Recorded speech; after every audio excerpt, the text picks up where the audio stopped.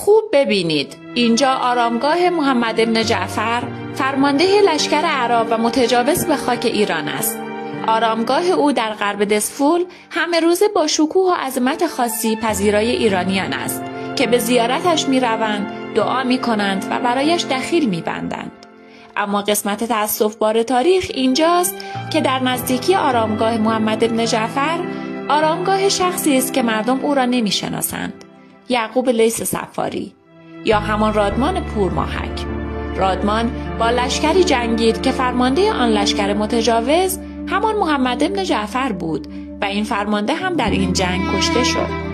اکنون قبر این دو نفر چنان تفاوتی با هم دارند که هر کس که تاریخ نداند و نخوانده باشد گمان می کند که یعقوب لیث متجاوز به این کشور بود و محمد بن جعفر مدافع کشور ایران.